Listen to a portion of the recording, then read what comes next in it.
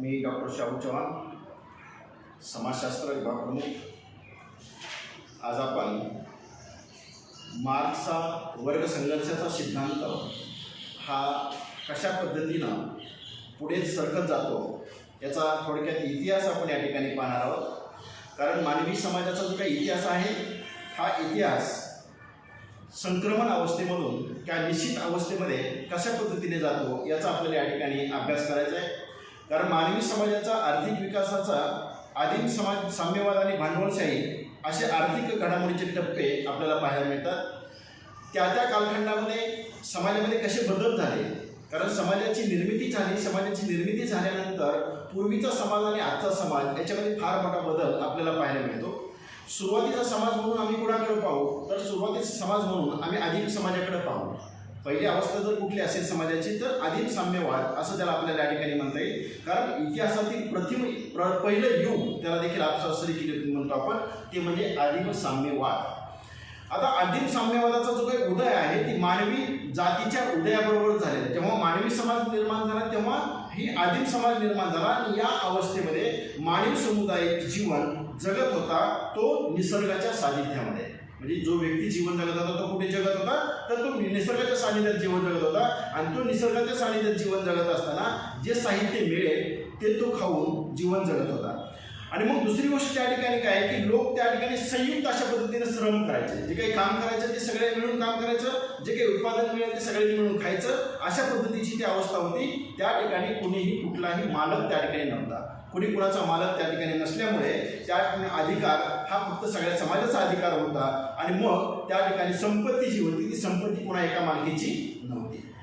मग संपत्ती जर कुणा एकाची मालकीची नसेल तर त्या ठिकाणी शोषण होण्याचं काही कारण नाही, कारण संपत्ती एकाच सगळ्यांकडे आहे म्हणून तिथं कुणाचं शोषण होत नव्हतं। म्हणून हे युग जे आहे ते आदिम साम्यवादाचं युग असं म्हणून त्याच्याकडे बघितलं जातं। कारण संयुक्त श्रम आणि सामूहिक उत्पादनाची साधनं या अवस्थेचं एक सगळ्यात महत्त्वाचं वैशिष्ट्य मानलं जातं। कारण या अवस्थेमध्ये कुठलाही गुलाम म्हणून कुणाला राबवलं गेलं नाही, प्रत्येक माणूस हा आपला स्वाभिमानानं त्या ठिकाणी जगत होता।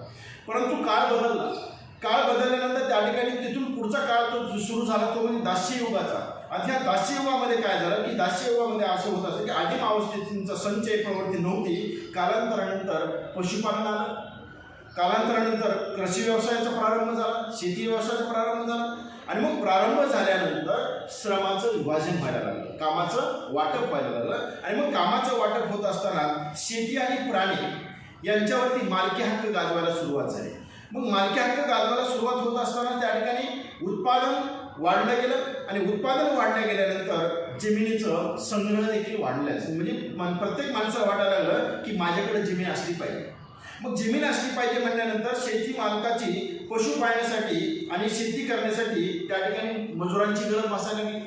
आता मजुरांची गरज भासायला लागली म्हटल्यानंतर त्या ठिकाणी गुलाम म्हणून मजुरांना राबवलं गेलं।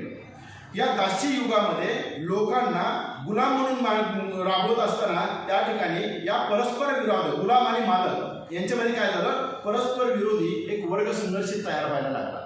बघा सुरुवात कशी आहे आदिम काळाची, परंतु या कालखंडामध्ये काय झालं की दोन वर्ग त्या ठिकाणी उदयाला आले, ते म्हणजे एक दुसरा गुलाम वर्ग आणि दुसरा एक आहे तो म्हणजे मालक वर्ग।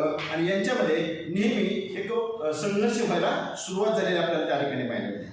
आणि मग बहुसंख्य वर्ग हा कसा होता, दास्य युगामध्ये जगणारा होता, दास्य तो त्यांनी पत्करलेलं होतं, त्यांना त्या ठिकाणी गुलाम म्हणून त्यांना जीवन जगावं लागत होतं। आणि मग दोघांच्या जीवन पद्धतीमध्ये बराचसा अंतर निर्माण झालं। गुलामाची जीवन पद्धती वेगळी असेल आणि मालक म्हणून मालकाची जीवन पद्धती वेगळी असेल। मालक म्हणून मी एक वेगळ्या पद्धतीने राहण्याचा प्रयत्न करेल, पण गुलाम म्हणून गुलामच असणार आहे त्या ठिकाणी। म्हणजे अशा पद्धतीने त्या ठिकाणी दोन वर्ग त्याला निर्माण झाले आणि गुलामांच्या मनात मालकाविषयी त्या ठिकाणी काय व्हायला लागला, असंतोष निर्माण व्हायला लागला। आणि मग यातूनच वर्ग